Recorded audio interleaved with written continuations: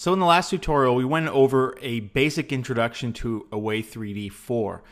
Now, one of the nice things that's incorporated in this library is that it's easy to combine other Stage 3D frameworks with Away3D, and in particular Starling, which is of course the 2D framework that Adobe is also supporting.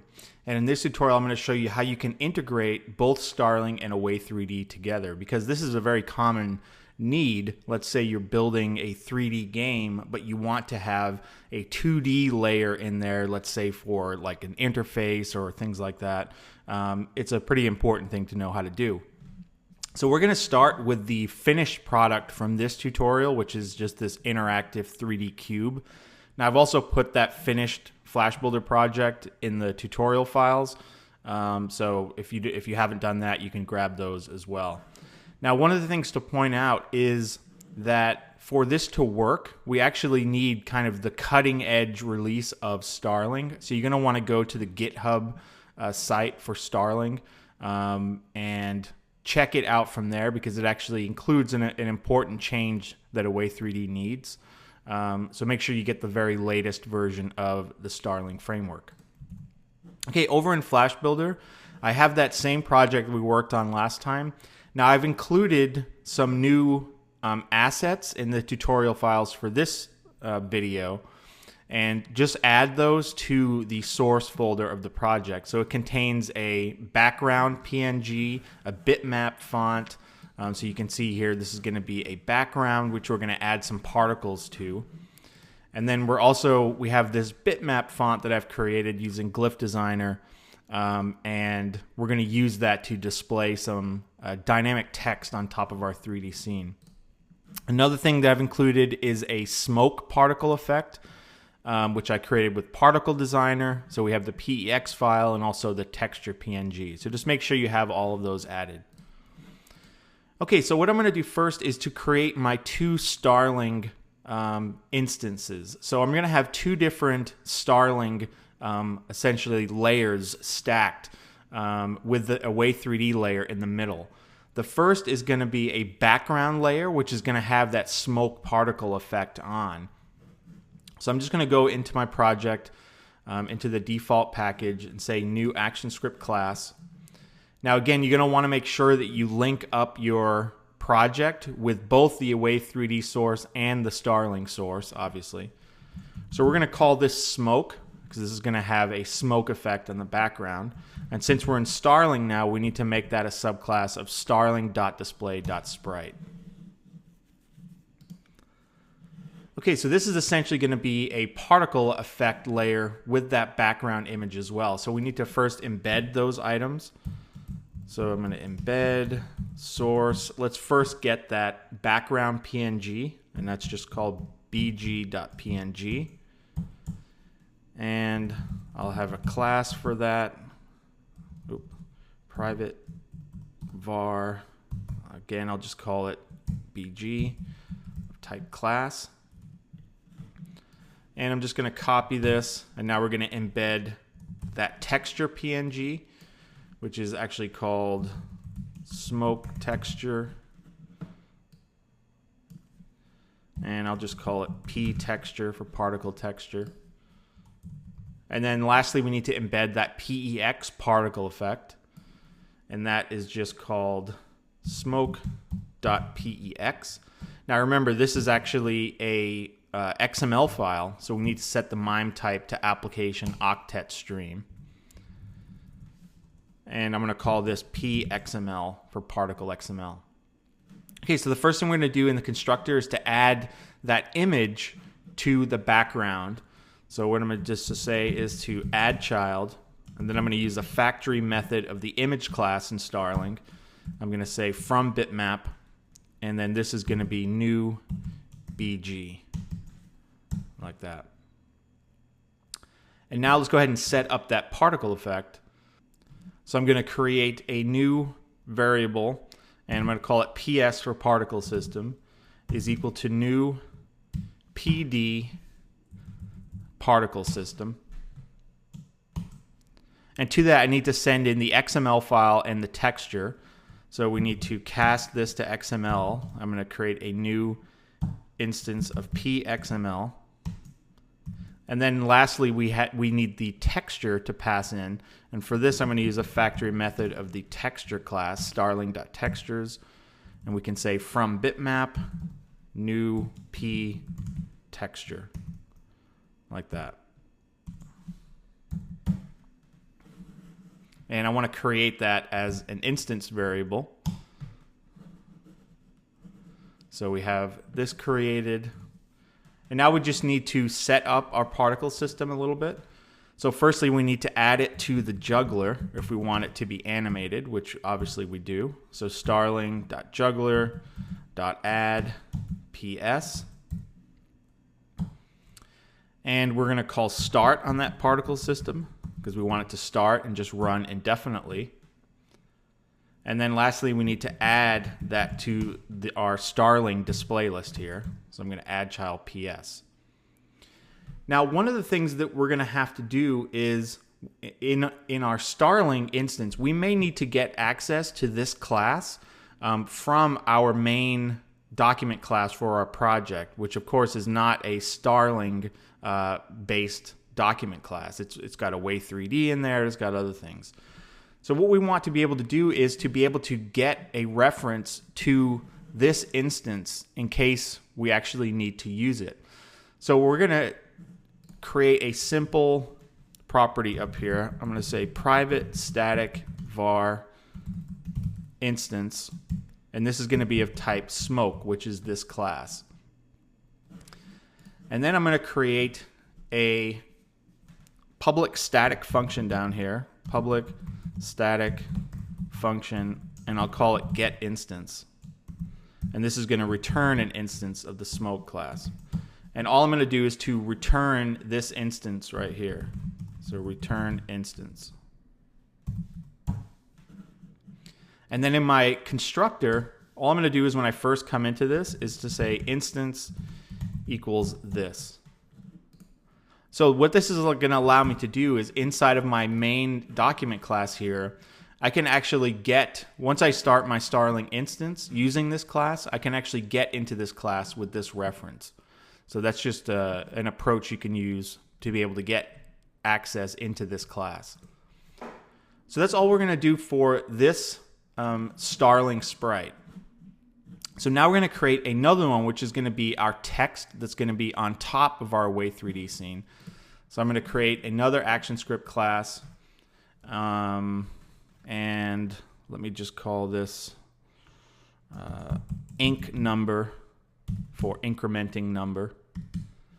And again, this is going to be a subclass of starling.display.sprite. And for this, we're going to need to include our bitmap font. So again, actually, I can come into here and just copy these two lines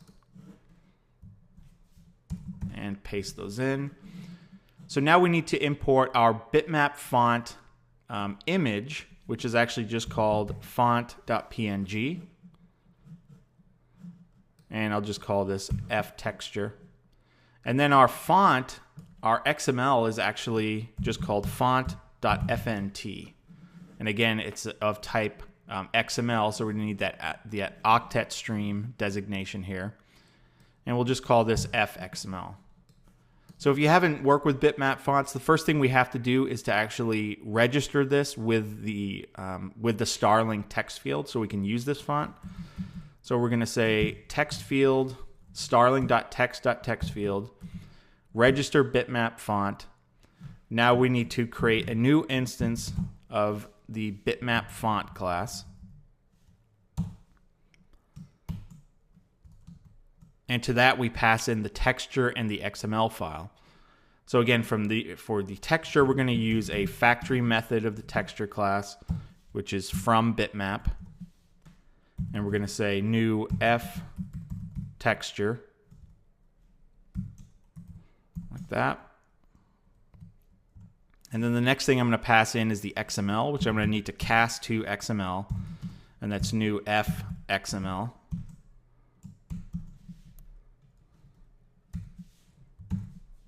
Like that. So essentially we're very similar to what we did for our smoke. We have a PNG and we have a font. So now this has registered this font with the system. So now I can go ahead and use it to create a new text field. So I'm going to create a variable called TF is equal to new text fields. Make sure it's starling.display.text field. We're going to give it a width of 300, height of 100. The initial text will just leave empty. And now for the font name, it's actually called American Purpose. And you can look in that FNT file if you want to know what that name is. We're going to make it 72 for a size. And by setting the color to white, we're essentially saying, give us the color that's actually on the texture PNG, which we have that gradient. But we could choose to colorize it to a different color if we wanted to. So I'm going to create this as an instance variable. Now I need to create this as public because we're going to be calling or setting this text field from within our main document class. Okay, so now let me just position this. First, I'm going to set the h-align property of this to left. We just pass in a string. I'm going to set the tf.x property to 280. And this I just acquired through trial and error. So tf.y is equal to 200. And now let's add it to our display list, add child tf. Now, much like we did here, we're going to need to get a reference to the instance. So I'm going to get this getInstance function and just paste it in down here. Obviously, this is going to be of type int number. And we're going to create this instance variable, again, much like we did in the last class inside of the smoke class. And then now we're just going to set instance equal to this. Because in this case, we definitely are going to need to get into this class because we're going to want to increment this text field so that we can see it. Okay, so that's our two Starling sprites created. Now we need to incorporate both of these into our main Away3D project. So here we have our constructor where we call setup scene. Well, I'm actually going to change that to call a function called init. And let's go ahead and create that now. So private function init.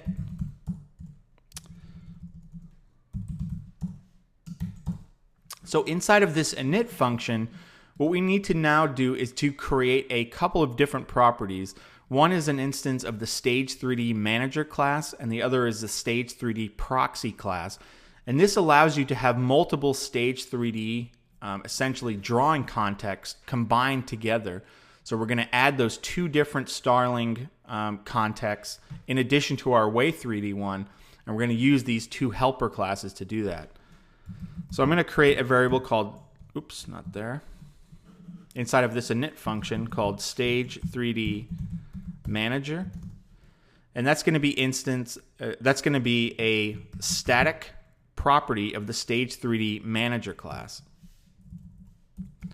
We just say Stage3D Manager dot get instance, and now we need to pass in what stage we're going to write it to, and we're going to write it to this stage right here.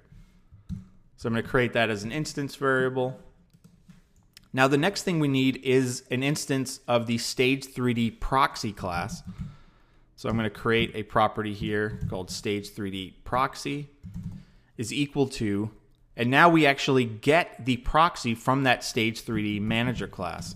So we say Stage3D Manager dot get free Stage3D Proxy. I also create that as an instance variable.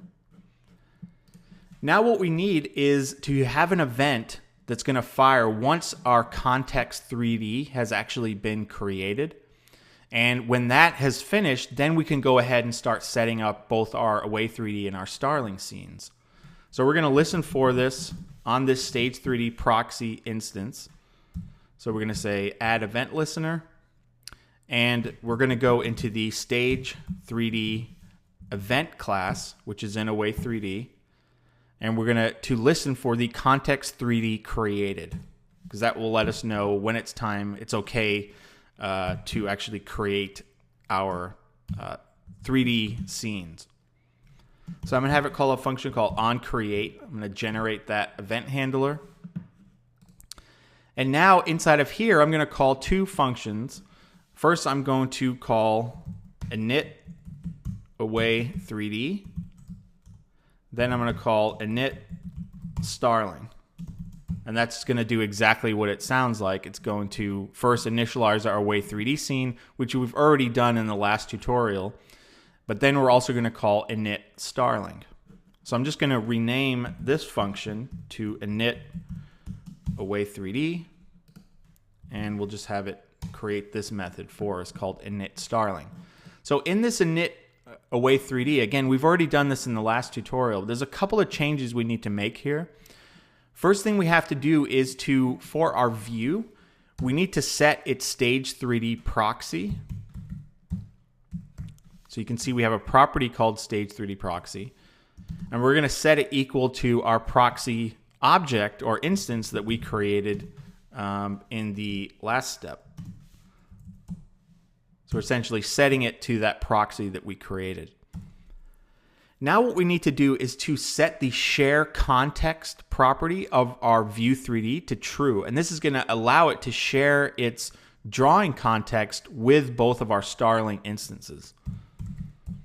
And again, you don't have to worry too much about, wrapping your head around everything that's happening under the covers, because again, Away3D is taking care of all of that for you. Just know that you have to do these two things on a view 3D if you want to be able to add other 3D libraries into it.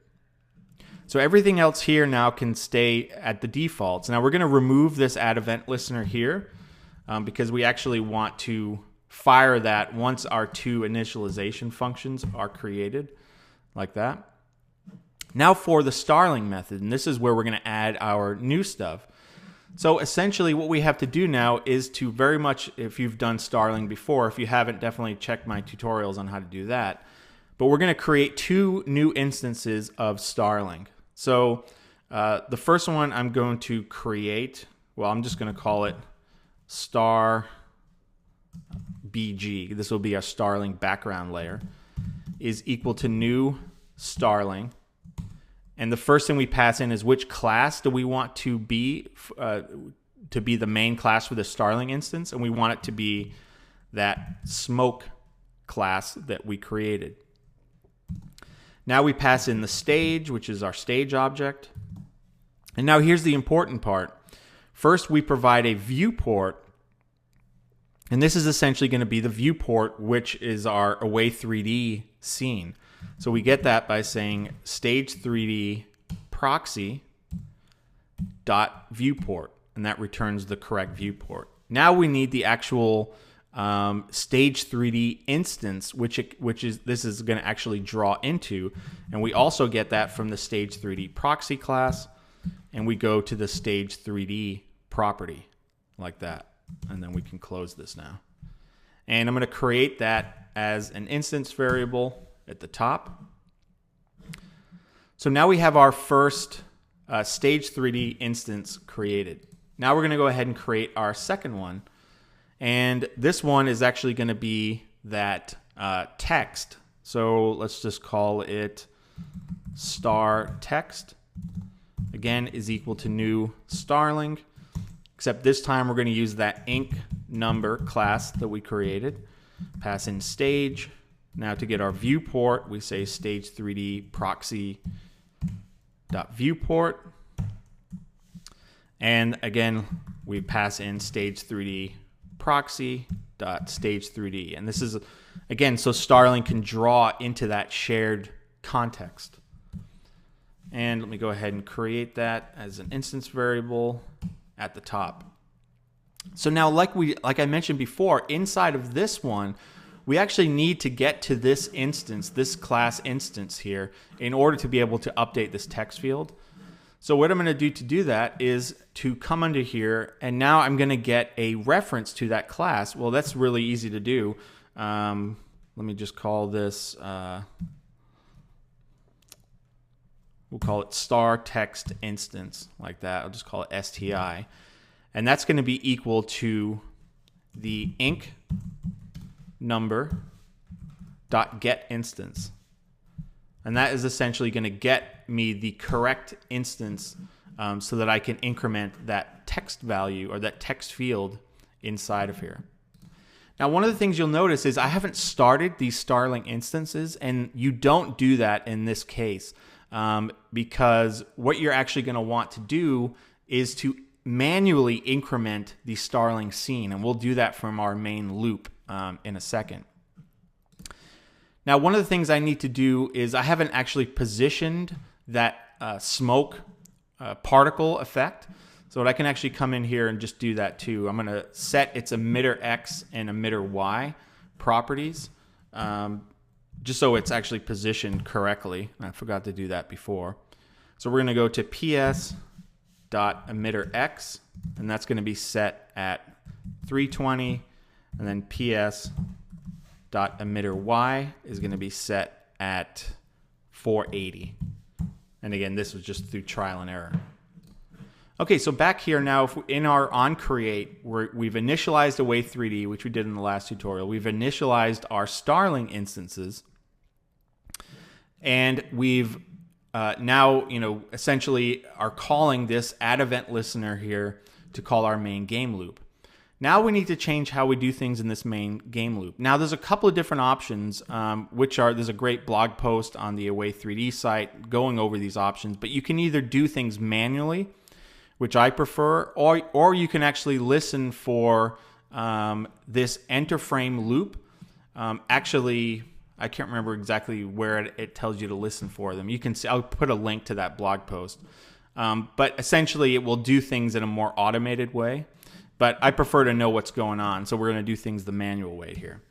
So the first thing we need to do when we come into our loop is we need to call stage3D proxy.clear. And that's essentially going to clear what's ever currently in the, in the stage 3D buffer. So now we can start recreating our scene layer by layer.